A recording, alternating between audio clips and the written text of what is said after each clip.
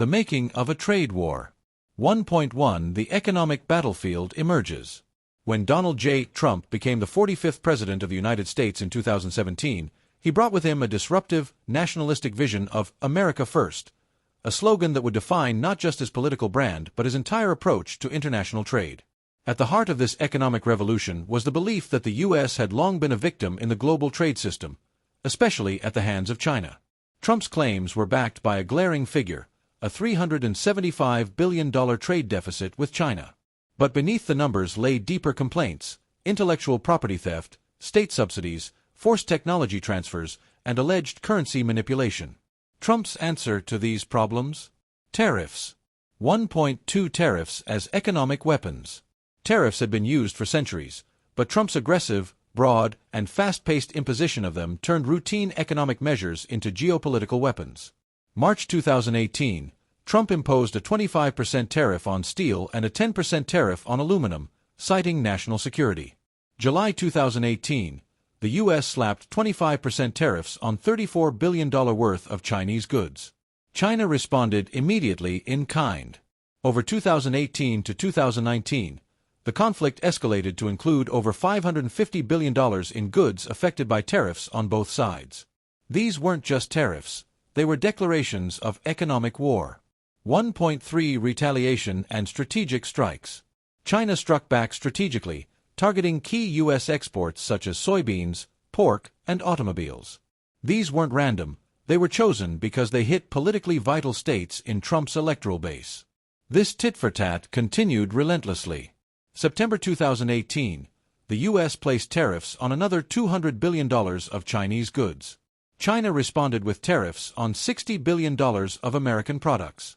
As the tariffs expanded, so did global fear.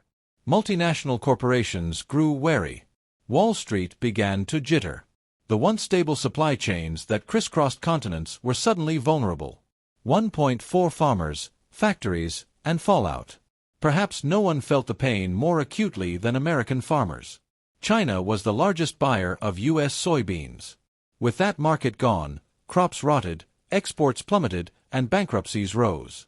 The Trump administration unveiled a $28 billion farm aid package to compensate farmers, but this was a bandage on a gaping wound. Meanwhile, American manufacturers faced higher input costs and uncertainty that led to delayed investments and layoffs. Retailers warned of rising consumer prices, while economists pointed to slowing GDP growth. The cost of the war was mounting, and the results were unclear. 1.5 The Chinese response and global realignment. China, though wounded, was adapting. It turned to other markets like Brazil, Europe, and Southeast Asia. It invested more heavily in domestic consumption and innovation under the Made in China 2025 policy. The world watched as global supply chains began to decouple. Companies like Apple explored shifting production to Vietnam or India. The idea of relying heavily on China, or even the U.S., no longer seemed wise. As economic lines redrew across the globe, the damage was spreading beyond the two main combatants. 1.6 Market volatility and investor anxiety. Every new tariff announcement sent shockwaves through the stock market. The Dow Jones plunged 800 points in August 2019 following new tariffs. Tech giants like Apple, Nvidia, and Intel felt the sting of supply chain disruptions. Wall Street doesn't fear tariffs, it fears uncertainty. And the Trump trade war provided that in abundance. 1.7 The Phase 1 Deal, a pause, not peace. In January 2020, a partial truce was called. The Phase 1 agreement required China to buy $200 billion more in U.S. goods over 2 years. Strengthen IP protection.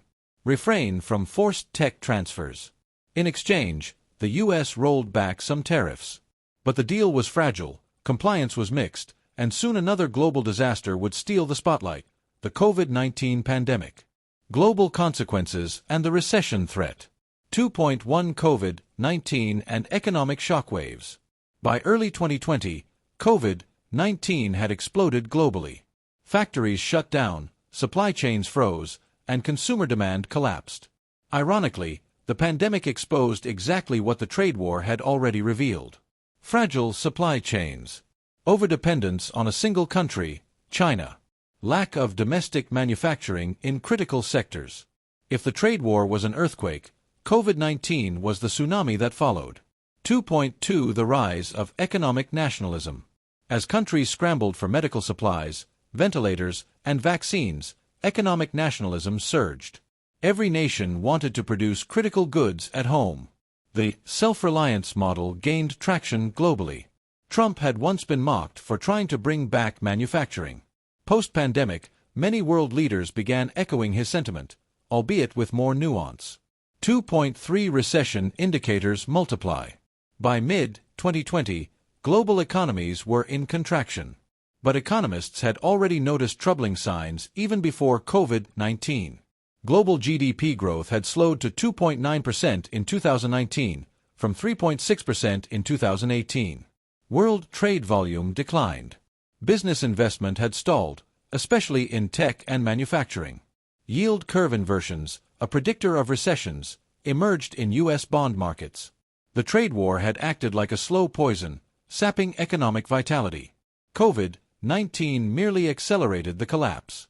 2.4 The human cost. Beyond graphs and statistics, there were people. Factory workers laid off as companies moved operations abroad. Farmers defaulting on loans. Small businesses unable to cope with rising costs of imported materials. Chinese workers facing factory closures and reduced wages. The economic nationalism that fueled the trade war came at a human cost that was widely felt but rarely discussed. 2.5 Global trade rerouted. As U.S.-China trade declined, other countries stepped in.